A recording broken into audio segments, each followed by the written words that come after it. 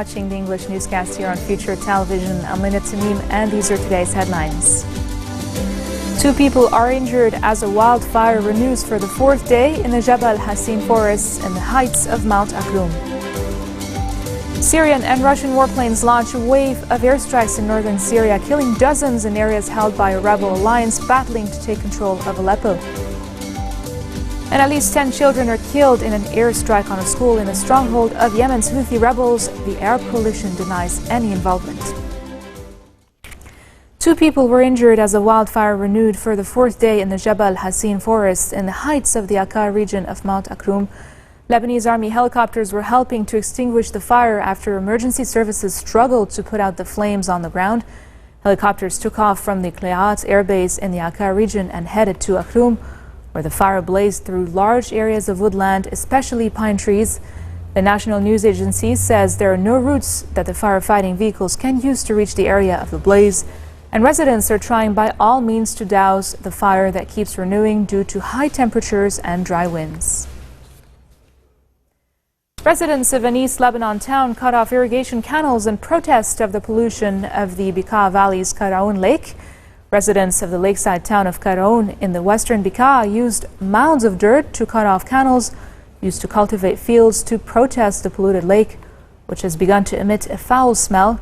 The protest was reportedly led by the town's Sheikh Munir Raqiye, but no further details were given. The Karaoun Lake is an artificial reservoir formed by a dam on the Litani River, Lebanon's longest river. It is used for hydropower generation, domestic water supply, and as a source of irrigation. Pollution in the Litani River came to the public eye recently after a number of dead fish were discovered in the Karaoun Lake. Still in Lebanon, Hezbollah chief Sayyid Hassan Nasrallah reiterated that his party was still committed to the presidential nomination of Free Patriotic Movement leader and founder MP Michel Aoun, while stressing that Speaker Nabih Berri was Hezbollah's only candidate for the parliament speaker post. In a televised speech marking 10 years since the end of the 2006 war with Israel, Nasrallah said the issues are still in the hands of the Lebanese and the solution begins by the election of a new president. As for the situation in Syria, Nasrallah said Hezbollah's only choice was to stay in the battlefield. He appealed to ISIS and other extremist groups to lay down their arms, pleading for them to realize that they are serving American interests by fighting in the region.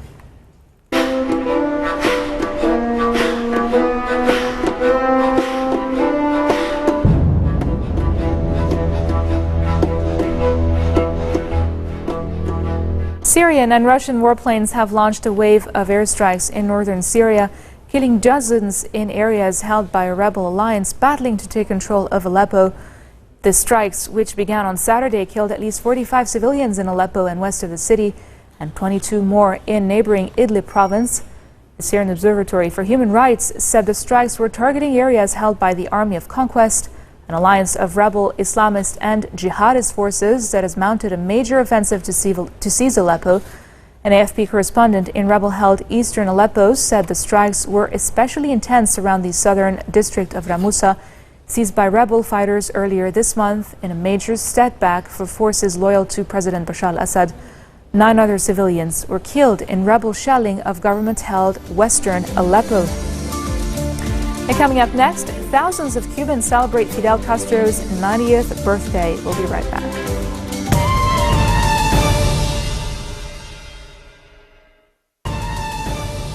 Welcome back. You're watching the English newscast here on Future Television. Iraqi and Kurdish forces have recaptured 4 villages from Islamic State of Iraq and the Levant group near its stronghold of Mosul. Iraqi forces managed to retake the villages of Tal Hamid, Karkasha, Absakh, and Kuratach. Clashes are still ongoing in the village of Satih. The advance is part of a wider security operation to retake Iraq's second largest city, which has been under ISIL control since 2014. Jihadist fighters tried to slow down the offensive with 2 suicide car bombs near the village of Satih, but the Kurdish Peshmerga soldiers leading the offensive blew up the car before they reached them. At least 10 children have been killed and about 30 injured in an airstrike on a school in the stronghold of Yemen's Houthi rebels. This is according to Doctors Without Borders, who said The victims were aged between 8 and 15 and attended a school in Haidan, a region in Yemen's northwestern Sahara province. The Houthis blamed the Arab coalition for bombarding the school, but coalition spokesman General Ahmed Aziri said the Yemeni government had confirmed that there was no school in this area and they were only targeting rebels. Moving on to New York in the United States, a Muslim imam of a mosque in New York City and his associate have been shot dead while walking along together following afternoon prayers. The victims, identified as Imam Maulana Akunji, 55, and Tara Uddin, 64. The men were approached by a man from behind and shot both in the head on Saturday in the Ozone Park neighborhood of Queens. The suspect was reportedly seen by witnesses fleeing the scene with a gun in his hand, but police said no arrest has been made. The men were transported to Jamaica Hospital Medical Center where they died. Two victims were walking northbound 79th Street, and as they turned onto Liberty Avenue, they were approached from behind by what witnesses and video evidence shows: a male with a medium complexion, dark-colored polo-style shirt and shorts. Immediately after the victims were shot, the same male is seen fleeing from the scene southbound on 79th Street. And the witnesses have observed this male with a gun in his hand. There's nothing in the preliminary indication that would indicate that they were targeted because of their faith. We have gunshot wounds to the head on both victims. Thanks, guys. We'll update you more later. Thank you very much. Okay. Appreciate it. Ahmed, yes. Do you have... At a rally in Connecticut, Republican Donald Trump once again backed away from comments calling President Barack Obama and Democratic nominee Hillary Clinton the founders of the militant group Islamic State, suggesting he was taken out of context. A new poll showed Trump, whose unfiltered speaking style has repeatedly landed him in hot water, losing ground in 3 crucial states ahead of the November 8th general election against Clinton. She said that it was for the wedding, Chelsea's wedding. I give that 5 or maybe 10. And she said yoga classes, right? I give that 2. What happened to the rest? And now you see they're coming out galore. Now they had 1,000 come out and they had a couple of more come out. And now it's finding out that it's pay for play, which is illegal, 100% illegal. 4 more years of high taxes. Did you see? Hey, did you see what she did? We're going to build the wall. Build the wall. And ready, I'm ready. I think you've heard this. And by the way, this is 100% certain, okay? I'm telling this to Giacomo. I might lie to you like Hillary does all the time, but I'll never lie to Giacomo, okay? All right, Giacomo, you hold me to it. We're going to build the wall, but who is going to pay for the wall? I said Barack Obama is the founder of ISIS. Then I talked about, you're all screaming it over here, right? Then I talked about receiving the most valuable player award. And I said about her receiving the most what? Right? Yeah, the most. Her you can keep. Who the hell cares? But look, receiving the most valuable player. So they cut it. So they have it. Donald Trump said that he is the founder of ISIS. Then they debate it for 2 days. I think he's wrong. I think...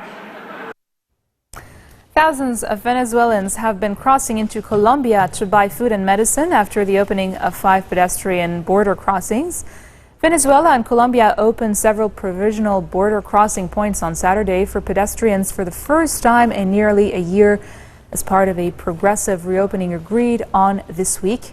As of 6 a.m. local time, the authorities had opened a total of 5 crossing points in the Venezuelan towns of Táchira, Apure, Zulia, and Amazonas. During 3 temporary border openings last month, some 150,000 Venezuelans suffering from their country's severe economic crisis poured into Colombia to purchase food, medicine, and other basics. A series of bombing and arson attacks in southern Thailand that killed 4 people and wounded dozens was orchestrated by a single person. And Thai police says a man has been arrested in relation to one of the attacks. Blasts on Thursday and Friday targeted some of Thailand's best-known tourist resorts just days after Thais voted to accept a military-backed constitution that paves the way for an election at the end of 2017.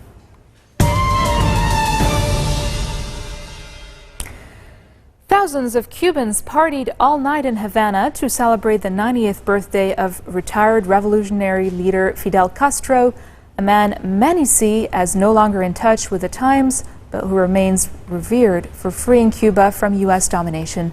Mana Rabia reports. Happy birthday, Fidel. That's the message this weekend from many Cubans celebrating the revolutionary leader's 90th birthday, including these thousands who partied along Havana's seafront into the early morning hours. I wish him much happiness, much health, and that he continue to have many more birthdays. Cuba has gone into overdrive this month, honoring El Comandante, who led the 1959 revolution and built a communist society on the doorsteps of the United States. A news anchor read Fidel's letter of thanks for all the birthday wishes. True to form, his letter criticized former adversary the U.S., even though younger brother Raul, who took over the reins in 2008, has led Cuba through a historic détente with Washington. Many Cubans feel Fidel is no longer in step with the times, but that didn't stop the tributes from flooding in for the revolutionary who many here say freed Cuba from U.S. domination. One man selling balloons at the seafront street party said, "Fidel is the best thing that happened to our country." This marks the end of our bulletin for today. Now for a reminder of our headlines. 2 people are injured as the wildfire renews for the 4th day in the Jabal Hassin forest in the heights of Mount Aklum. Syrian and Russian warplanes launch a wave of airstrikes in northern Syria, killing dozens in areas held by a rebel alliance battling to take control of Aleppo. And at least 10 children are killed in an airstrike on a school in the stronghold of Yemen's Houthi rebels. The Arab coalition denies any involvement. Those are your top stories in English from us here at Future Television. Enjoy your Sunday evening. I'll see you again tomorrow.